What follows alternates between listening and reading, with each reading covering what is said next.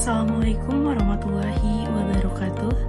Perkenalkan, nama saya Siti Fatimah dengan NIM 224101084. Video ini dibuat untuk memenuhi salah satu tugas mata kuliah aplikasi screening mengenai materi 1 dan 2 terkait screening dan uji diagnostik. Untuk lebih tahu apa itu screening dan uji diagnostik, yuk simak pembahasan materi berikut ini.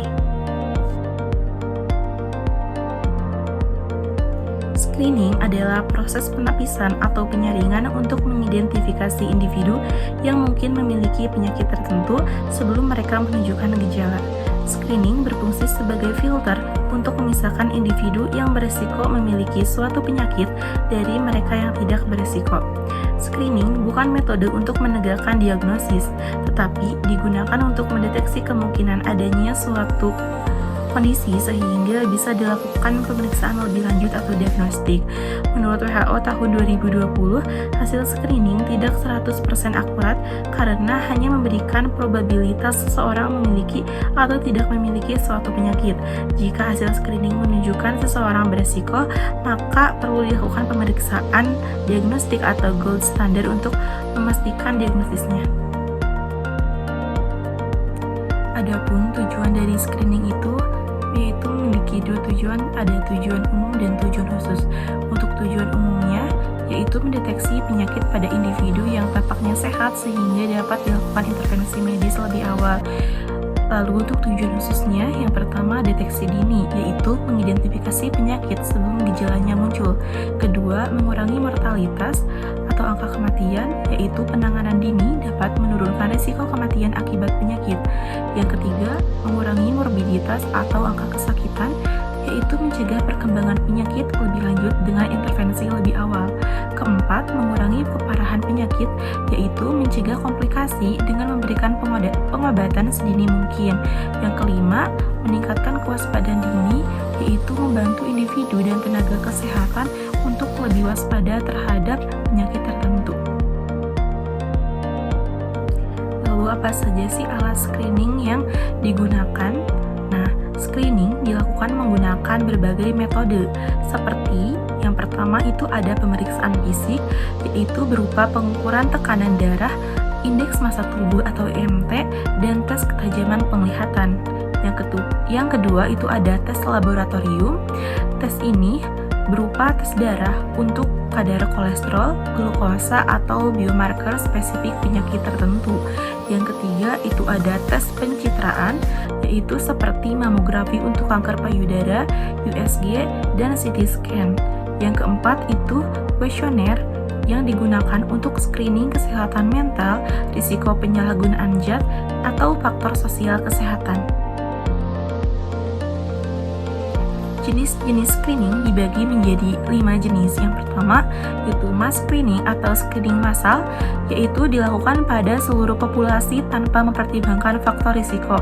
Contohnya screening COVID-19 pada seluruh pengunjung rumah sakit atau screening TBC dalam program Stop TBC. Yang kedua, selective screening atau screening selektif, yaitu dilakukan pada sekelompok orang yang beresiko tinggi dalam populasi. Contohnya screening kanker serviks dengan pap smear pada wanita usia lebih dari 30 tahun atau screening mental pada pekerja dengan stres tinggi. Yang ketiga, multiple atau multiphasic screening, yaitu menggabungkan beberapa tes screening dalam satu waktu untuk meningkatkan efisiensi. Contohnya program pemeriksaan kesehatan gratis yang mencakup berbagai tes dari bayi hingga lansia. Yang keempat, prescriptive screening, yaitu dilakukan berdasarkan program kesehatan pemerintah atau organisasi tertentu. Yang kelima, itu opportunistic screening atau screening kesempatan, yaitu dilakukan ketika seseorang mengunjungi fasilitas kesehatan untuk tujuan lain. Contohnya, dokter melakukan pemeriksaan tekanan darah saat pasien datang untuk konsultasi flu. Adapun kriteria screening yang baik menurut Wilson dan Jangner tahun 1968, yang pertama, penyakit yang disaring harus menjadi masalah penyakit yang signifikan. Yang kedua, tersedia pengobatan yang efektif bagi penderita yang terdeteksi. Ketiga, screening harus diterima oleh masyarakat dan memiliki biaya yang seimbang dengan manfaatnya. Keempat, penyakit harus memiliki gejala dini yang bisa deteksi. Kelima, perjalanan alami penyakit harus dipahami dengan baik. Dan yang terakhir itu harus ada kebijakan yang sudah disepakati dalam menindaklanjuti screening. Lalu untuk manfaat dan kekurangan screening, manfaat dari screening yang pertama itu dapat dilakukan dengan biaya yang relatif murah, lalu memungkinkan deteksi dini penyakit dan dapat membantu pengendalian penyakit di masyarakat.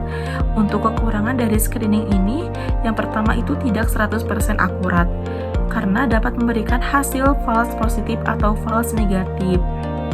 Lalu, dapat menyebabkan kecemasan atau stres bagi individu yang menerima hasil false positif.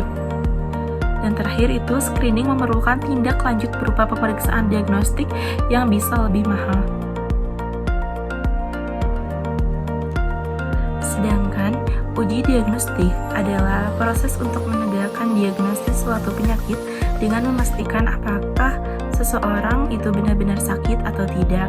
Berbeda dengan screening, uji diagnostik digunakan untuk memastikan keberadaan penyakit setelah seseorang menunjukkan gejala atau mendapatkan hasil screening positif. Tujuan dari uji diagnostik ini, yang pertama, menegakkan diagnostik, yaitu membedakan individu yang benar-benar sakit dari yang tidak sakit. Yang kedua, menentukan pengobatan, yaitu membantu dokter dalam memilih terapi terbaik. Ketiga, screening penyakit, yaitu memastikan hasil screening sebelumnya. Yang keempat, studi epidemiologi, memahami pola penyebaran penyakit dalam populasi. Lalu, adapun metode dari uji diagnostik ini dibagi menjadi dua. Yang pertama itu uji serial. Uji serial merupakan pemeriksaan yang dilakukan secara bertahap, dengan pemeriksaan lanjutan hanya dilakukan jika hasil sebelumnya positif.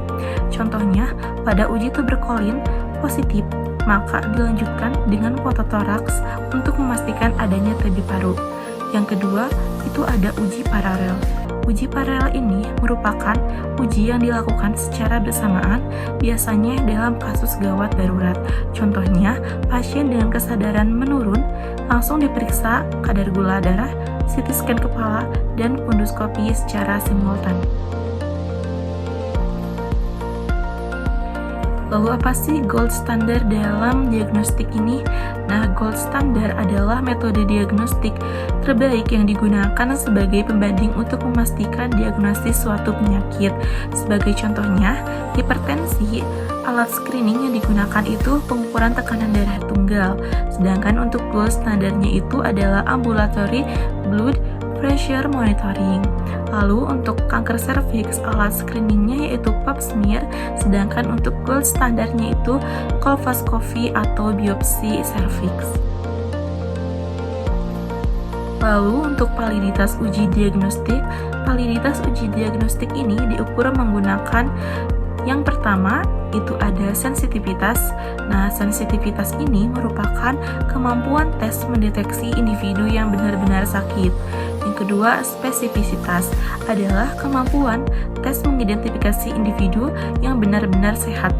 Yang ketiga, positive predictive value merupakan probabilitas seseorang yang dites positif benar-benar memiliki penyakit. Yang keempat, negative predictive value yaitu probabilitas seseorang yang dites negatif benar-benar bebas dari penyakit. Lalu, apa sih hubungan sensitivitas dan spesifisitas ini? Nah, jika sensitivitas tinggi, maka risiko false negatif itu lebih rendah. Sedangkan sebaliknya, jika spesifisitasnya tinggi, maka risiko false positifnya itu lebih rendah. Sebagai contoh kasus, seseorang pasien yang menjalani screening kanker serviks dengan metode IPA menghasilkan jika sensitivitasnya IVA itu 90,25%, maka alat ini bisa mengidentifikasi 90 dari 100 pasien yang benar-benar memiliki kanker.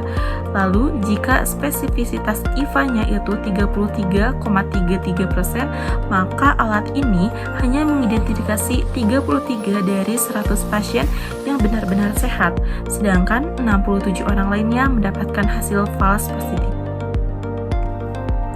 Nah, kesimpulan dari kedua materi ini yaitu screening dan uji diagnostik saling melengkapi dalam upaya pencegahan dan pengobatan penyakit. Screening digunakan untuk mendeteksi dini individu berisiko, sedangkan uji diagnostik memastikan diagnosisnya.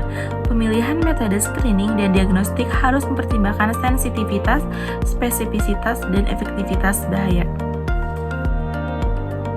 Sekian video pembahasan materi yang bisa saya sampaikan.